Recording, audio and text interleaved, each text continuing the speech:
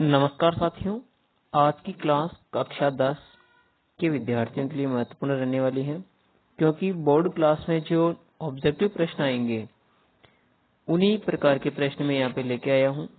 तो मैं यहाँ पे कक्षा 10 और कक्षा 9 दोनों को मिलाकर के जो महत्वपूर्ण प्रश्न बनते हैं, क्योंकि कक्षा 10 में कुछ प्रश्न ऐसे होते हैं जो कक्षा 9 से भी पूछ लिए जाते हैं बेसिक के, तो वो भी इसके अंदर मिक्स कर रखे हैं मैंने। और ये क्लास उनके लिए भी महत्वपूर्ण रहने वाली है जो कंपटीशन एग्जाम देते हैं और जिसमें दैनिक विज्ञान आती है माध्यमिक लेवल की, उनके लिए भी। तो वो भी इस क्लास को जरूर देखें और कक्षा 10 वाले बोर्ड के विद्यार्थी जरूर देखें इस क्लास को। और देखिए क्लास को स्टार्ट करते हैं। यस, तो देखिए पहला प्रश्न है, न्यूट्रॉन के खोजकर्ता थे। तो आपको इसमें न्यूट्रॉन के खोजकर्ता बताने थे और न्यूट्रॉन के खोजकर्ता जो थे वो थे जेम्स चैडविक। कौन सा ऑप्शन होगा इसमें? पहले प्रश्न का ऑप्शन से होगा, जेम्स चैडविक हो जाएगा। दूसरा प्रश्न है, सोडियम का परमाणु क्रमांक क्या होता है?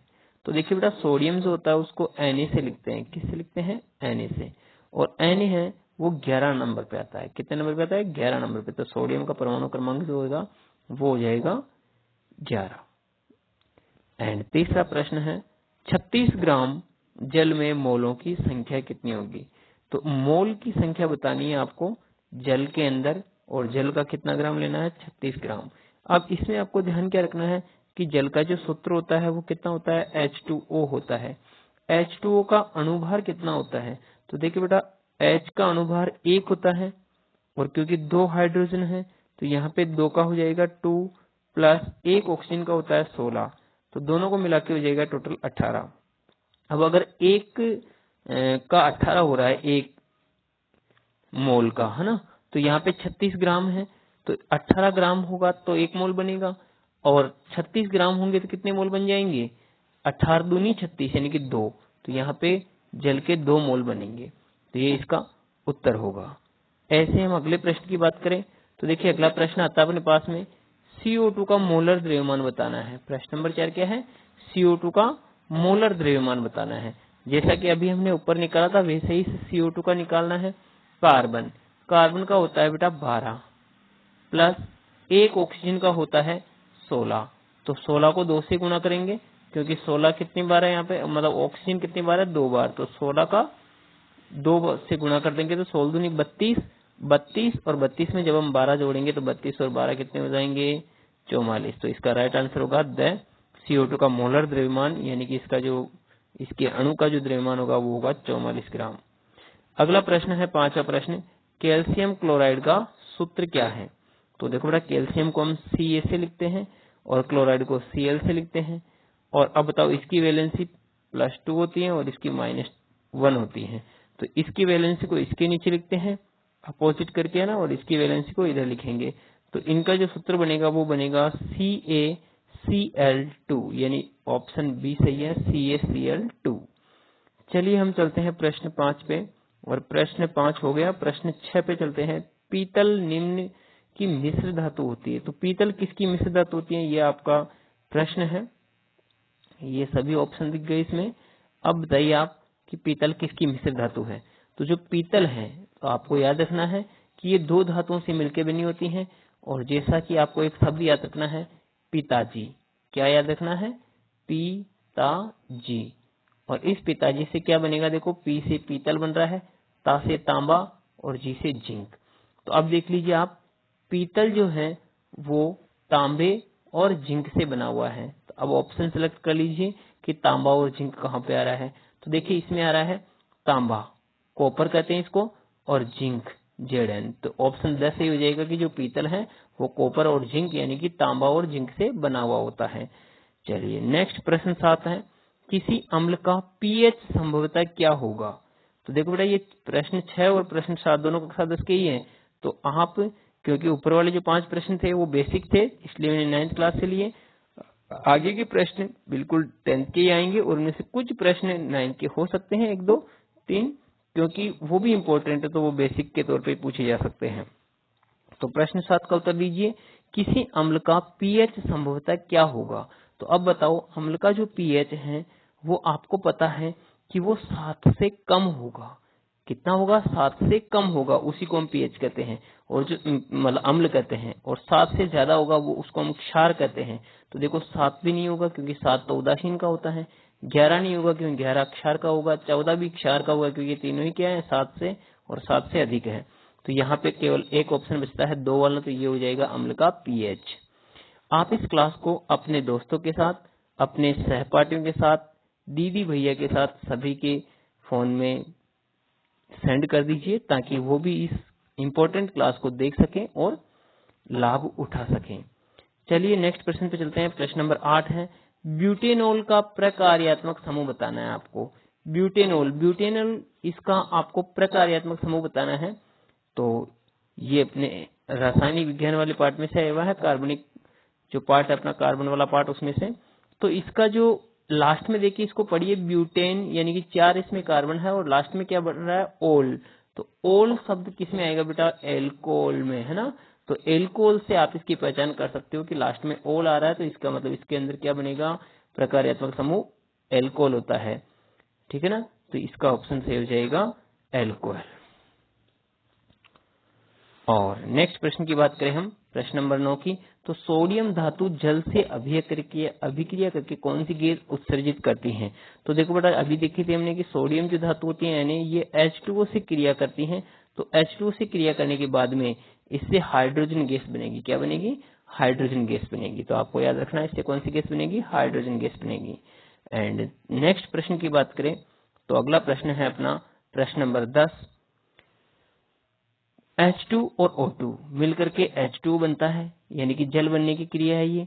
तो ये कौन सी अभिक्रिया है, किसका उदाहरण है। तो आपको ऑप्शन दे रखा है कि ये संयोजन अभिक्रिया है, वियोजन अभिक्रिया है, या फिर विस्थापन अभिक्रिया है, या द्विविस्थापन अभिक्रिया है।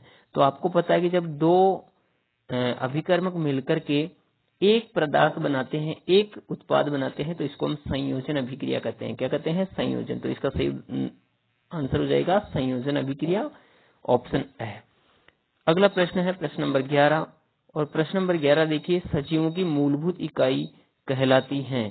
तो सजीवों की मूलभूत इकाई क्या कहलाती हैं, ये बेसिक प्रश्न आ गया। तो सजीवों की मूलभूत जो इकाई है इसको हम कोशिका कहते हैं, क्या कहते हैं, कोशिका कहते हैं। चलिए आगे चलते हैं, और अगला प्रश्न है अपना, मुर्गी के अंडे में कोशिकाओं की संख्या कितनी होती है।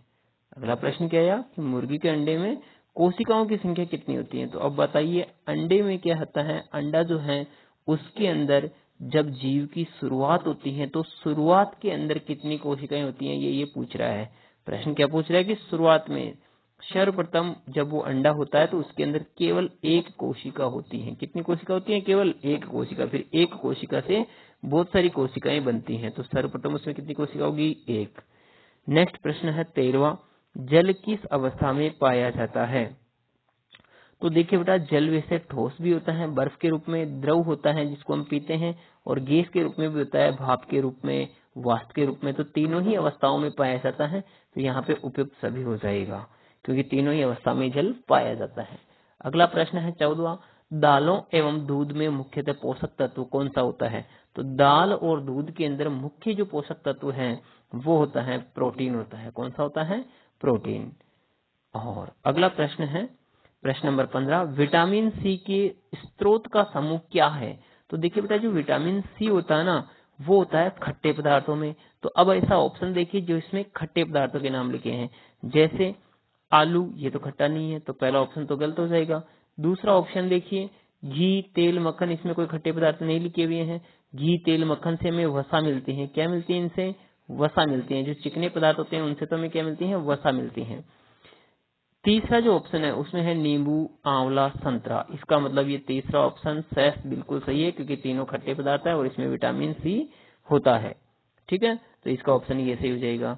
अगले प्रश्न की बात करें तो अगला प्रश्न आता है अपने पास में 16, और इसका आंसर दीजिए आप। देखिए प्रश्न है, कोशिका के किस अंग को आत्मघाती थैली कहा जाता है। तो आत्मघाती थैली कोशिका के कौन से अंग को कहते हैं, तो ये कहते हैं हम लाइसोसोम को। और क्यों कहते हैं बेटा, क्योंकि लाइसोसोम में क्या होते हैं, ऐसे एंजाइम होते हैं, पाचक एंजाइम अगर इस लाइसोसोम का कवर फट जाए तो ये सभी एंजाइम बाहर आ जाएंगे और कोशिका को ही पचा देंगे और कोशिका की मौत कर देंगे। इसीलिए इसको बोलते हैं हम आत्मघाती थैली। तो लाइसोसोम इसका सही उत्तर हो जाएगा। एंड अगला प्रश्न है प्रश्न नंबर 17, पुष्प में स्त्री केसर के भाग बताने हैं। तो आपने पुष्प की संरचना देखी है, तो पुष्प में स्त्री केसर का मतलब होता है जो इसमें फीमेल पार्ट होता है उसके भागों के नाम बताना है। तो उसके भागों के नाम होंगे बेटा वृत्तिका, वृत्तिकाग्र और अंडाशय। तो पहला ऑप्शन सही है, बाकी सब ऑप्शन गलत है, क्योंकि इनमें जो मेल पार्ट होता है जो कि पुंकेसर होता है उनके पार्ट्स के नेम भी लिखे हुए हैं, जैसे कि ये योजी और पुतंतु ये मेल पार्ट के हैं। पुतंतु योजी मेल पार्ट का हो गया, पराकोश ये तीनों ही किसके हो गए मेल पार्ट के, यानी कि पुंकेसर के हो गए। इसके अंदर योजी और पराकोश ये दो मेल पार्ट के हैं, है ना। तो तीनों ये जो ऊपर वाले पहले ऑप्शन में लिखे हुए हैं ये फीमेल पार्ट के हैं, यानी कि स्त्री केसर के हैं, जबकि पुतंतु योजी और पराकोश जो हैं वो किसके हैं मेल पार्ट के, यानी कि पुंकेसर के हैं। अगला प्रश्न है लैंगिक जनन प्रक्रिया में नर एवं मादा जननांगों में बनने वाली अगुणित कोशिकाएं कहलाती हैं। तो अगुणित जो कोशिकाएं कहलाती हैं वो कहलाती हैं युग्मक। क्या कहलाती हैं युग्मक। और ये ही युग्मक आपस में मिलने के बाद में युग्मनज बनाते हैं। ठीक है, तो अभी इस प्रश्न का उत्तर होगा युग्मक। क्या कहते हैं उनको युग्मक। जैसे कि नर युग्मक का नाम होता है शुक्राणु और मादा युग्मक का नाम होता है अंडाणु या फिर अंड। अगला प्रश्न है प्रश्न नंबर 19, मेंडल ने आनुवंशिकता संबंधी प्रयोग किए थे। तो बताओ, ये प्रश्न कक्षा 10 का है, इंपॉर्टेंट प्रश्न है। आनुवंशिकता संबंधी प्रयोग किस पर किए थे, किस पौधे पे किए थे। उसने किए थे मटर के पौधे पे। और ये भी प्रश्न बन सकता है कि मटर का पौधा ही उसने क्यों चयन किया, दूसरे पौधों पे क्यों नहीं किया, इस पे ही प्रयोग क्यों किया। तो ये थोड़ा डिटेल का प्रश्न है, इसको फिर किसी दूसरी क्लास में समझाएंगे। अभी अपनी क्लास कौन सी है ऑब्जेक्टिव प्रश्नों की। तो अगला प्रश्न है मनुष्य में गुणसूत्रों की संख्या कितनी होती है। तो मनुष्य के अंदर एक कोशिका में गुणसूत्रों की संख्या 46 होती है, यानी कि प्रत्येक कोशिका में गुणसूत्रों की संख्या कितनी होगी 46 होगी। अगला प्रश्न है अपना, किसी वस्तु पर लगने वाले धक्के या खिंचाव को क्या कहते हैं। तो देखिए बेटा, धक्के या फिर खिंचाव को हम क्या कहते हैं बल कहते हैं। ये कक्षा 9 का है वैसे, है ना। तो किसी भी वस्तु पर धक्का लगाते हैं या फिर खींचते हैं तो क्या कहलाता है वो बल कहलाता है। अगला प्रश्न है प्रश्न नंबर 22, प्रति सेकंड कंपनों की संख्या क्या कहलाती है। तो प्रति सेकंड कंपनों की संख्या को हम आवृत्ति कहते हैं। क्या कहते हैं बेटा आवृत्ति कहते हैं। आवृत्ति की परिभाषा यही है, ठीक है ना। अगला प्रश्न है प्रश्न नंबर 23, ध्वनि का संचरण किसमें संभवतः नहीं होता है, यानी कि ऐसा माध्यम बताना जिसमें ध्वनि नहीं जाती है, संचरित नहीं होती है। तो देखो बेटा, ठोस में तो होती है, द्रवों में भी होती है, गैसों में भी होती है, लेकिन निर्वात ऐसा स्थान है जिसके अंदर ध्वनि का संचरण नहीं होगा। और नहीं होगा इसीलिए अपना उत्तर ये वाला है, क्योंकि अपने को नहीं होने वाला ही पूछा है। निर्वात वैसे ऐसे स्थान को कहते हैं जहां पर वायु भी नहीं होती, कुछ भी नहीं होता। निर्वात यानी कि जहां पे वायु भी नहीं होती उसको बोलते हैं निर्वात। तो यहाँ पे ध्वनि का संचरण नहीं होगा, यानी कि ध्वनि एक स्थान से दूसरे स्थान पर वहां पर नहीं जाएगी। अगला प्रश्न है, कार्य करने की दर कौन सी भौतिक राशि कहलाती है। तो कार्य करने की दर को हम क्या कहते हैं, दर को हम क्या कहेंगे बेटा शक्ति कहेंगे। तो कार्य करने की दर क्या कहलाती है शक्ति कहलाती है। तो ये इसका उत्तर हो जाएगा। और ये क्लास 9वीं क्लास वालों के लिए भी अच्छी है, क्योंकि 9वीं क्लास में भी ऐसे परीक्षा के अंदर अवसद वाले प्रश्न पूछे जाते हैं। और अगला प्रश्न है अपना, सोनार एक ऐसी युक्ति है जिसमें दूरी, दिशा एवं चाल मापने के लिए किस प्रकार की ध्वनि का प्रयोग किया जाता है। तो इसके अंदर बेटा पराध्वनि का प्रयोग किया जाता है। तो पराध्वनि आपको याद रखना है कि सोनार एक ऐसी विधि है जिसके अंदर जो समुद्र के अंदर जहाज वगैरह चलते हैं तो उन जहाज की दूरी, दिशा और चाल मापने के काम में लेते हैं। तो इसके अंदर पराध्वनि का उपयोग करते हैं। अगला प्रश्न है 26वां प्रश्न, किस लेंस में सदैव, ये कक्षा 10 का गया इंपॉर्टेंट प्रश्न है, आप इसको जरूर याद रखें, है ना। ये बहुत ही इंपॉर्टेंट प्रश्न है 26वां प्रश्न, इसको बिल्कुल जरूर याद रखें क्योंकि ये सही प्रश्न आएगा।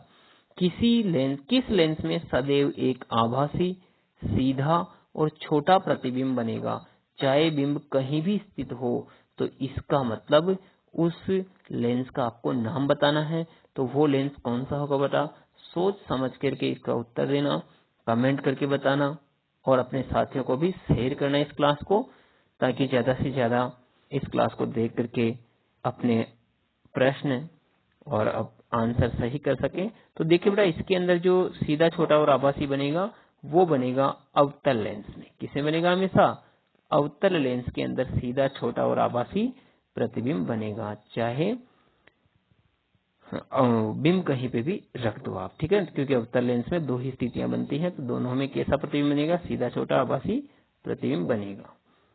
नेक्स्ट प्रश्न है प्रश्न नंबर 27, समतल दर्पण की आवर्धन क्षमता कितनी होती है। ये भी बहुत महत्वपूर्ण प्रश्न है। समतल दर्पण जो कि हम चेहरा देखते हैं वो वाला दर्पण है, तो इसकी आवर्धन क्षमता आपको बतानी है।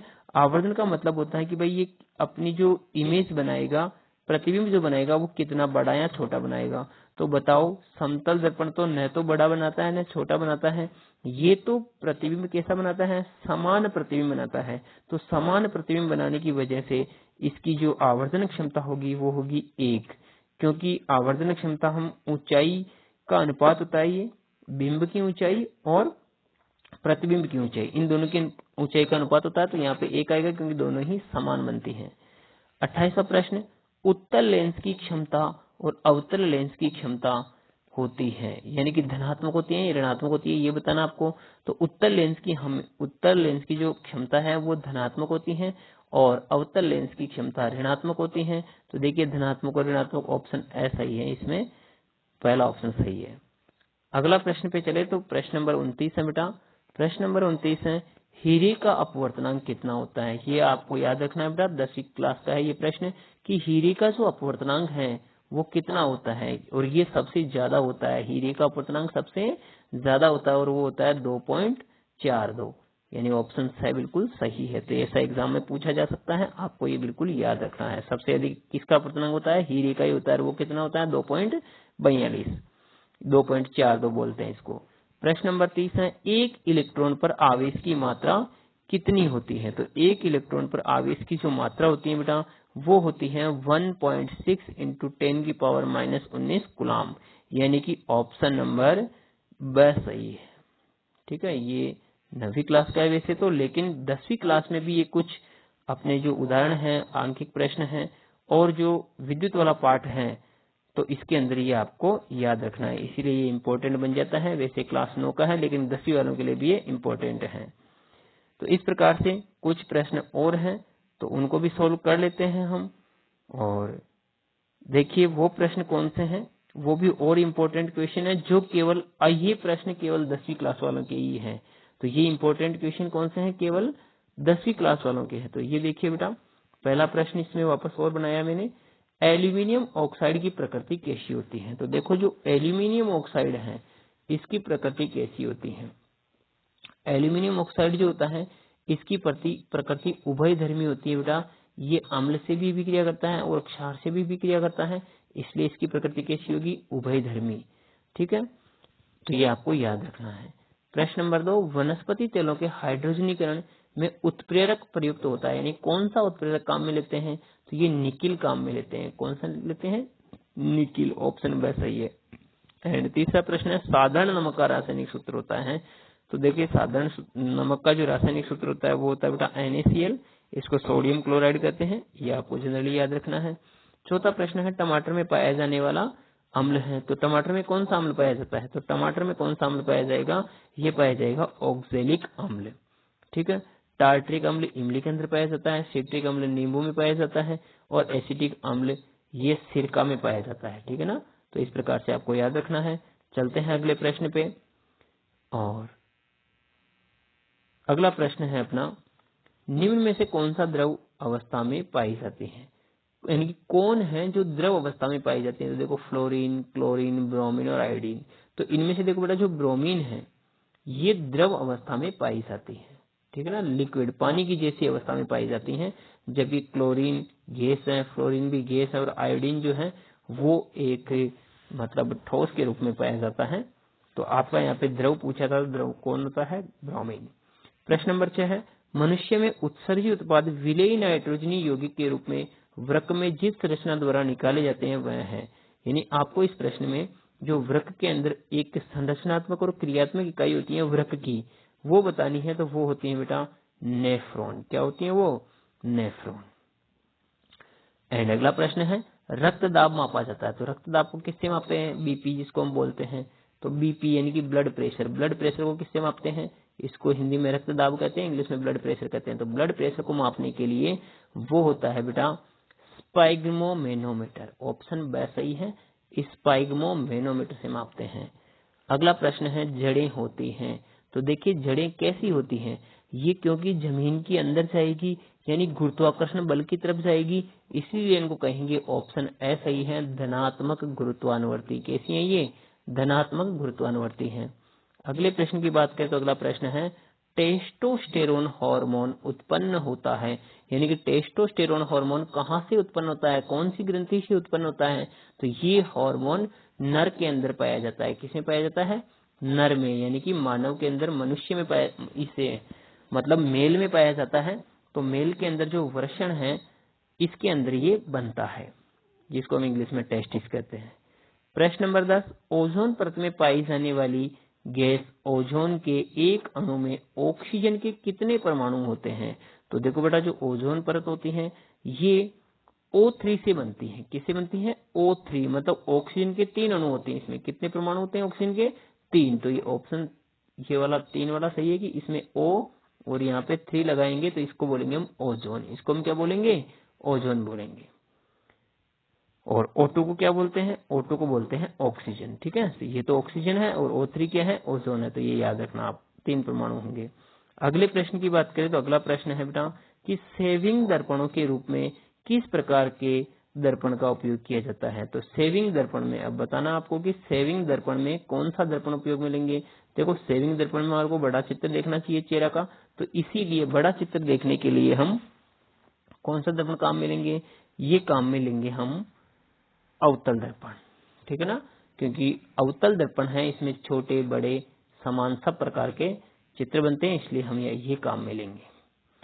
और अगला प्रश्न है, ये बहुत इंपॉर्टेंट प्रश्न बन जाता है, क्योंकि देखिए आपको दर्पण है, दर्पण से प्रतिबिंब है और प्रतिबिंब के अलावा दर्पणों का उपयोग है, तो इस प्रकार से प्रश्न नंबर 11 बहुत इंपॉर्टेंट है। अगला प्रश्न है बेटा 12वां प्रश्न। 12वां प्रश्न ये कह रहा है कि पानी से भरी बाल्टी की तली पर रखा सिक्का किस भौतिक घटना के कारण ऊपर उठा हुआ दिखाई देता है? तो पानी की बाल्टी भरी हुई है पानी से, इसके अंदर पानी से भरी हुई है और इसके अंदर सिक्का रखा हुआ है। ये सिक्का आपको यहाँ ऊपर उठा हुआ दिखाई देगा।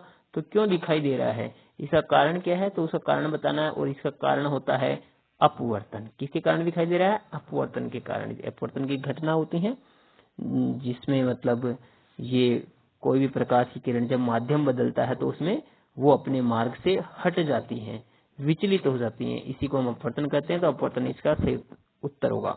अगला प्रश्न है प्रश्न नंबर 13, 12 वोल्ट विभवांतर के दो बिंदुओं के बीच 2 कूलाम आवेश ले जाने पर कितना कार्य किया जाता है? तो कार्य आपको बताना है।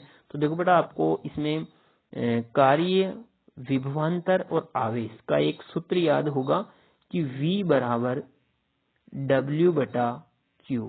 तो आपको इसमें पता करना है W। तो ये W ज्ञात करोगे तो ये Q इधर किस में हो जाएगा? गुणा में। तो यहाँ पे बनेगा VQ बराबर W। इसका मतलब आपको V और Q को गुणा करना है। तो V है 12 और Q है कितना? 2 कूलाम यानी 2।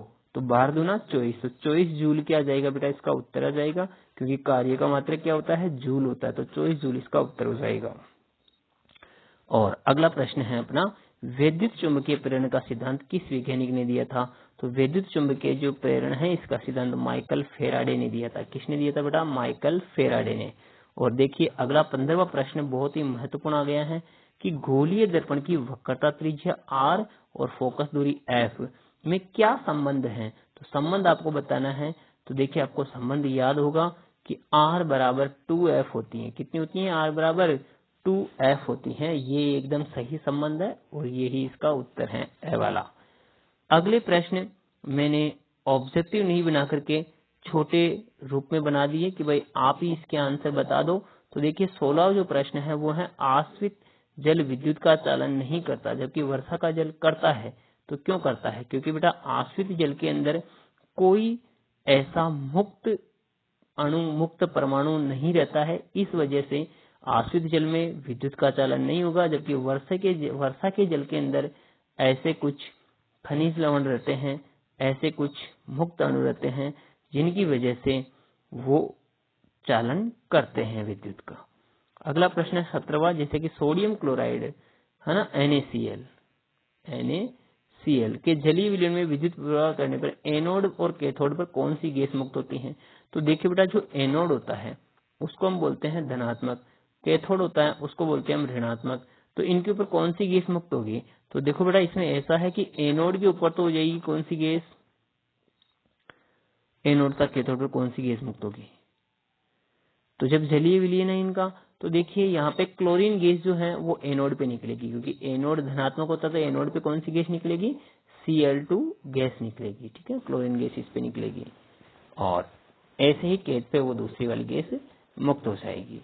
अगला प्रश्न है प्रश्न नंबर 18, हमारे दैनिक जीवन में पीएच का क्या महत्व है? तो इस एक पार्ट में हमने पीएच का महत्व पढ़ा, तो वो लिखना है कि जैसे पीएच अगर 5.6 से कम हो जाए तो उसको हम कहते हैं, जैसे वर्षा की पीएच 5.6 से कम हो जाए तो उसको अम्ल वर्षा कहते हैं। अपने मुंह की पीएच, अपने माउथ की पीएच यदि 5.6 से कम हो जाए तो अपने दांत गिरने लग जाएंगे। तो इस प्रकार से ये पीएच का महत्व आप और भी अलग पॉइंट्स में लिख सकते हो। और अगला प्रश्न है, वे पदार्थ जो जैविक प्रक्रम द्वारा अपघटित हो जाते हैं क्या कहलाते हैं? तो जैविक प्रक्रम द्वारा अपघटित होने वाले पदार्थों को जैव निम्नीकरणीय पदार्थ कहते हैं। और लास्ट प्रश्न है, प्राकृतिक वर्ण का सिद्धांत किस वैज्ञानिक ने दिया था? तो ये प्राकृतिक वर्ण का जो सिद्धांत दिया था बेटा, ये दिया था चार्ल्स डार्विन ने। किसने दिया था? चार्ल्स डार्विन ने दिया था। तो इस प्रकार से आज की क्लास अपनी समाप्त होती है। आप अगर हमारे चैनल पे पहली बार जुड़े हो तो हमारे चैनल को सब्सक्राइब करें और वीडियो को लाइक करें और अपने दोस्तों को शेयर करें। मिलते हैं अगली क्लास में, तब तक के लिए जय हिंद, जय भारत।